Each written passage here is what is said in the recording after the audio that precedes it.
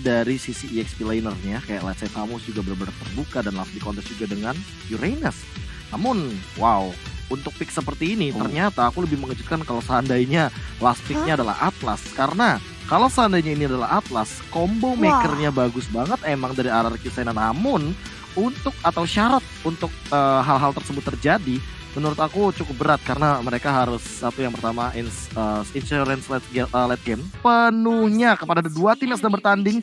Spam hashtagnya Viva RRQ atau hashtag dari Glorious Victim dan tolong tutupi komentar-komentar negatif yang berbau sara karena kita di sini komunitas gamer pengen menunjukkan bahwa kita gamer ini benar-benar gamer yang menyebarkan positive vibes biar tidak ada pihak-pihak yang bisa dibilang jadi misunderstanding soal gamers gitu loh Thalia. Iya, setuju banget guys. Ayo kita ramaikan aja positif komentar. Dan back to the game, ini sudah ada violence yang mulai dicicil perlahan-lahan oleh Nibiru, seorang Beatrix. Ini memang ya kita udah tahu kalau Nibiru dari Beatrix ini di early game, apalagi dia merupakan hero glass cannon. Dia sakit banget, bahkan seorang violence pun tadi menerima damage yang cukup sakit sebagai seorang tanker. Dan lihat bagaimana dari Warlord kali ini mulai langsung memberikan surprise attack karena teman-teman dari On My Way dan juga Baymax, tapi masih fokus ke area landing phase aja karena dari kedua jungler antara Victim dan juga RRQ mereka benar-benar butuh item dan late game banget antara Harley dan juga Nathan, Om Wawa. Yes, dan juga kayak dengan penggunaan Nathan, wow sebentar tahan dulu ya, apa yang terjadi tadi?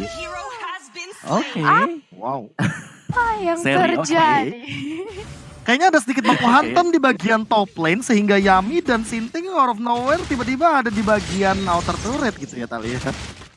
Iya, itu dia benar, kayak dikejar, benar-benar dikejar, tapi satu dibalaskan satu mungkin sedikit terkena adanya sedikit damage mungkin, tapi di sisi lain masih pertukaran yang cukup adil karena sama-sama berada di area XP lane. Tapi begitu pula dengan ada violence dari bottom lane, langsung terkena deadly magic, akankah berhasil untuk di take down? Terus-terusan diberikan pressure, satu hit dari seorang Harley, basic attack-nya melayang ke arah Atlas dan ini dia tumbanglah seorang violence dan Turtle Campfire Fruity sudah hadir.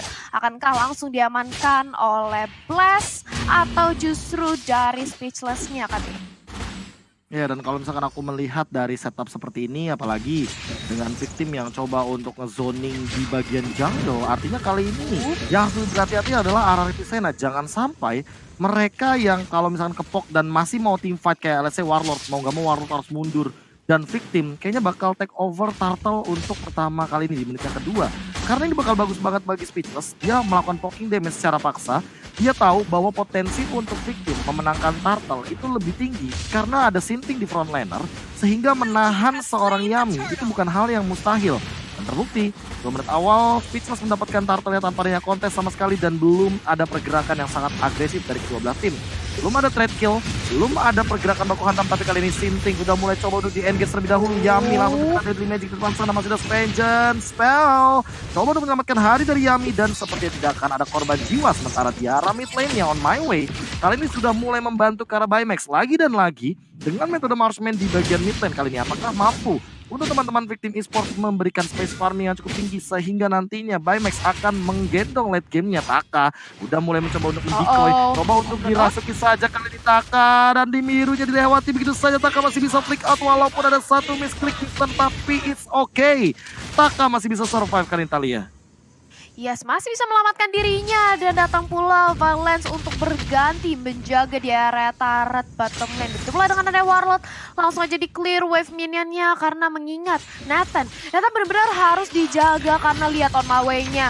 Bandel banget, benar-benar ingin ngezoning dari seorang Nathan yang terkena sedikit adanya deadly magic dan juga The Wave Dragon membuat Atlasnya harus tumbang. Tapi On My Way anggap jadi next target masih bisa mundur. Violence 0-2-0 bukanlah kayak dia yang cukup baik di area 4 menit awal kita. Dan lihat bagaimana dari seorang lapu-lapu mencoba untuk memberikan damage ke arah Taka. Blood out-nya langsung di-pop up untuk mengambil semua resource skill-nya. Tapi nggak mau terlalu overcommit juga. Datang dari seorang Malika. Akankah di-cancel aja? Yes, langsung di-cancel aja Flying Blood ke arah depan. Menyelamatkan hari dari seorang Taka kali ini kan. Oke, tapi kali ini langsung ada setup lagi. Taka masih dikejar. Apakah langsung di take down begitu saja? Tapi Deadly Magic menjadi eksekutornya kali dipaksa dan ditarik oleh Warlord. Bagus banget apa Wolfen dan bahkan wajah Fataling mendapatkan satu bahkan dua. Harus hilang dari Victim Esports. Mereka mendapatkan gold lane turret, tapi mereka seolah-olah harus kehilangan banyak hal. Dua hero, satu turtle, Blast mencoba untuk mengamankan positioningnya. Kali ini dia membuka entropi, membuka potensi ganking yang dilakukan oleh Victim, dan bahkan mendinai hal tersebut dengan violence depan sana. Lihat bagaimana perfect match-nya mengganggu, bahkan Malika dipaksa untuk mempop out ultimate-nya, dan Spitzel selama macam Spitzel bahkan ditumbangkan di shutdown oleh violence. Masih dikejar Takanya, memaksa untuk mundur, tapi kali ini Malika dia sangat amat kuat di depan karena tidak ada burst damage yang menumbangkannya. Hanya mengandalkan damage per second sehingga membuat Malika sangat amat confident untuk jump in ke backline dari teman-teman RRQ Sena, Talia.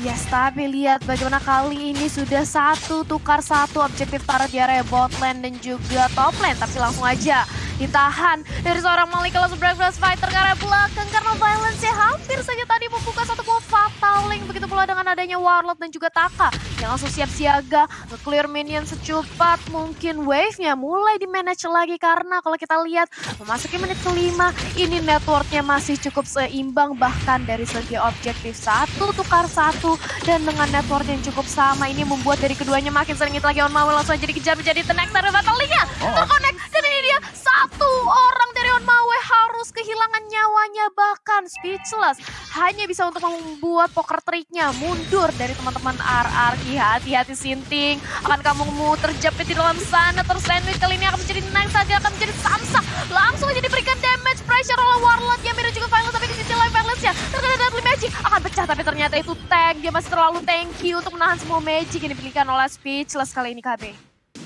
Yes, dan bahkan lihat seperti ini kayaknya dari pertukaran poin kill emang bisa kita bilang cukup adil. Tapi dari sisi objektif mereka juga tidak mau ketinggalan. Mereka nggak mau satu langkah di belakang atau tertinggal dari masing-masing timnya. Karena kalau seandainya mereka kehilangan objektif lagi, ini bakal jadi kerugian. Dan violence dia udah set up terlebih dahulu. Belum ada Fataling lagi yang bakal dia gunakan. Tapi kalian ada Way of Dragon di cancel, di-deny oleh Warlord. On My Way bakal mundur entropy. Dan bahkan kali ini ada satu super position menumbangkan seorang On My Way. Langsung ditembak, jeder, diterima begitu saja. Dan kali ini Yami harus tukarkan di arah top lane. Sudah keluar dari spell vengeance-nya. Buying time saja, seolah-olah RRQ Sena dia mau semua gold yang ada di Land of Dawn, sehingga turret di bottom lane mungkin akan dipaksa. Malika coba untuk bertahan terlebih dahulu, Breath of Fighters mundur karena belakang. Fatalis juga nggak ada yang lihat kali ini daripada seorang violence, dan bahkan dipaksa untuk dibersihkan wave mininya secepat mungkin agar Malika dia ingin base turret di arah bottom lane ini. Outernya bakal aman-aman aja, tapi kayaknya Warlord nggak mau maksa. Satu suara sepertinya untuk mundur terlebih dahulu, tapi On My Way dia sudah mengeluarkan satu jutnya dan tidak ada target sehingga Warlord bakal mundur. Namun speechless, dia menukarkan juga turretnya di bagian top lane. Belum ada pertukaran yang bisa dibilang cukup merugikan dari kedua belah tim, karena aku bisa bilang ini masih sama-sama dua turret mendapatkan. Tapi setup lagi violence, dia menunggu apakah langsung akan mengeluarkan Fatalingnya seolah-olah belum kelihatan kali kita lihat. Tapi untuk di menit yang ke-8 kali ini intensitas team fight-nya udah mulai kelihatan. Dan Taka kali ini terus Way of Dragon sudah terlebih dahulu flowing buat digunakan, dabrak tembok ke Jackdot Alice-nya. Taka masih mencoba untuk mundur tapi gak bisa. Warlord kali ini bakal dikejar, namun hanya untuk buying time saja dan seperti tidak ingin di-commit oleh teman-teman Victim Esports Alia. Ya sudah kehilangan Taka dari RRQ, mereka harus setup ulang lagi, mereka harus mundur lagi. Karena sebentar lagi kita akan melihat 40 detik kurang lebih Lord yang akan hadir. Tapi kali ini On My Way langsung aja dikejar menjadi pulang di daerah depan. Dan ini dia satu lagi, tumbang satu, tukar satu. RRQ gak mau kasih cara begitu dengan coba-coba. Dan ini dia bagaimana dari seorang Sinting langsung sekarang juga begitu pula dengan ada Blast. Terkena Deadly Magic, dia harus shutdown. Dan di sisi depan lihat bagaimana Malika menjadi frontliner terdepan, dia menyerap semuanya, bahkan menjadi tanky banget. Terlongan 3 di area depan dan satu lagi tumbang dari seorang Warlord. Sementara objektif turret di area mid lane berhasil diamankan oleh Victim. 4-2 kali ini objektif turretnya, tapi bagaimana Taka? Kali ini akan selamat? Enggak, dia terkena Deadly Magic dan juga poker trick yang langsung meledakkan dirinya di area mid lane. Gak bisa pulang, gak dikasih selamat bahkan dari seorang speechless kali ini. Yes, dan kali ini Lord Ken by Fruity Sosro sudah mulai muncul, bahkan di menit yang ke-9 30 udah mulai langsung diinisiasi sepertinya.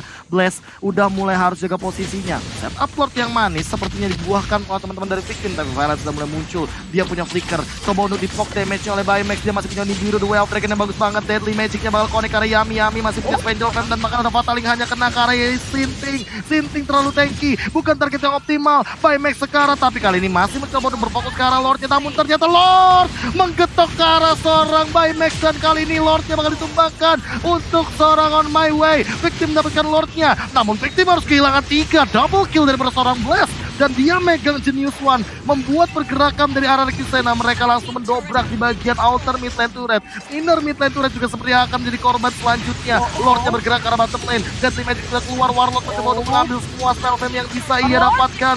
On My Way tidak mendapatkan target lagi, dan kayaknya bakal memilih untuk mundur dari arah Kisena. Lordnya yang terculik begitu saja, dan bahkan retributionnya tidak ada yang connect ke arah Lord, membuat Victim kali ini masih mendapatkan keunggulan. Talia.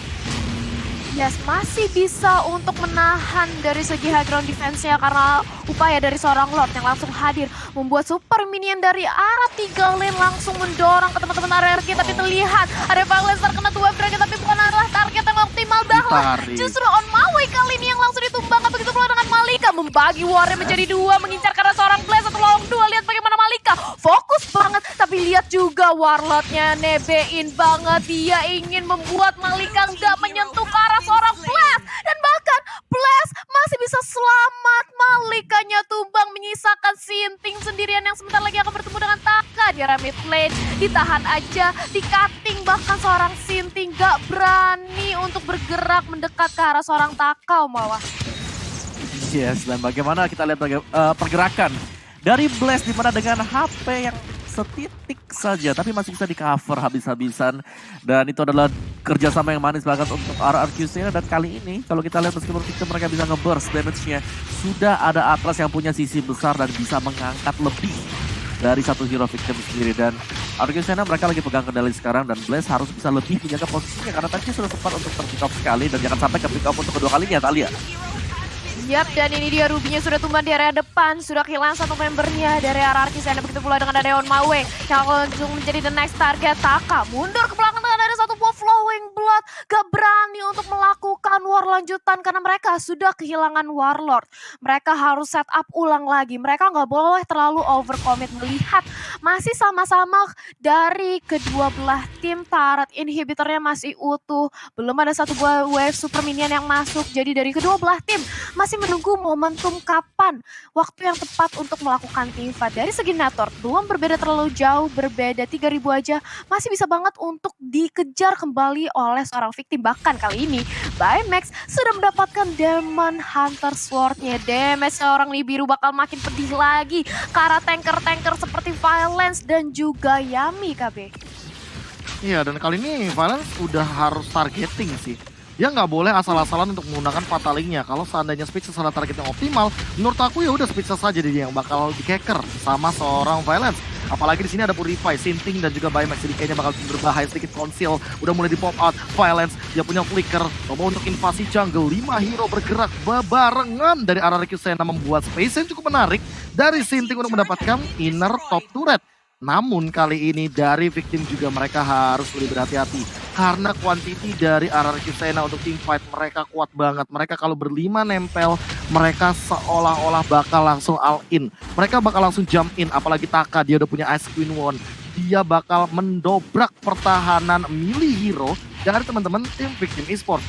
Gak cuma milih hero, Speechless dan juga Baymax bisa saja menjadi korbannya. Apalagi untuk beberapa detik ke depan, 15 detik ke depan, Lord akan muncul di menit yang ke-14. Dan menengok dari situasinya, aku sedikit ragu kalau Sinting bakal join the fight. Karena dari tadi dia enjoy banget untuk mencoba melakukan split push. Dia coba untuk mirroring pergerakan dari teman-teman tim RRQ Sena. Namun kalau seandainya Sinting bisa tertangkap, dan bahkan ada penculikan yang terjadi dari kedua belah tim, menurut aku Lord yang kedua bisa saja diamankan oleh pemegang quantity team fight, apalagi dari segi pemegang hero-nya Yami. Kali ini langsung melakukan inisiasi Talia dan juga membawa perlahan-lahan, namun Violence dia mencoba untuk mencari, dia coba untuk mendeteksi di mana pergerakan teman-teman tim Victim Esports dan masih belum ada detektornya. Konsil. Oke. 3, 2, 1 belum ada juga bahkan, dan kali ini Talia tarik ulurnya manis banget tapi on my way udah mulai menunjukkan dirinya di depan sana. Sun Impact keluar, kali ini Slow Impact mengalin ke arah seorang on my way dalam ancaman, langsung ada di biru position di arah belakang dan bahkan Taka mendapatkan seorang on my way. By Max gak punya cover, dia cuma punya Purify, double kill didapatkan oleh Taka dan itu dia momentum yang ditunggu oleh RRQ Sena. Violence ternyata menanti hal tersebut, dia membiarkan fight-nya terbagi menjadi dua. Sinting sendirian di depan sana tentu gak bakal bisa menumbangkan Lord di hadapannya. Lord yang kedua diamankan oleh RRQ Sena dan bahkan Sinting kayaknya bakal balik untuk mundur. Entropy dibuka hanya untuk mengancam saja Talia. Yes, hanya untuk mengancam saja. Begitu pula dengan dari Sinting mencoba untuk menjadi frontliner di area depan. Dia coba untuk tahan badan. Victim dengan kehilangan 2 membernya, ditambah kali ini kita sudah memasuki menit ke-15. Lordnya udah enhance, udah lebih sakit lagi menjadi Lord yang kedua. Akankah dari Victim berhasil menahan gempurannya, karena kali ini RRQ mereka kompak senada, semuanya langsung menyerang ke arah inhibitor turret di area mid lane, mengawal keberadaan dari seorang Lordnya. Sinting mencoba untuk bertahan tapi dia hanya menjadi sandbag di area depan, dia harus mundur lagi. Begitu pula dengan ada Omawe, dia harus terpanis di area depan. Begitu pula Malika mencoba untuk menjadi tahanan terdepan, tahan badan aja, menahan agar Lordnya nggak masuk, tapi ternyata nggak bisa. Lordnya masih terlalu kuat dan ini dia base yang akan menjadi incaran bagi tim RRQ, bahkan wipe out. Penutupan yang cantik banget dari RRQ Sena, mereka mendapatkan Lord, mereka perlahan-lahan tapi pasti menumbangkan satu demi satu hingga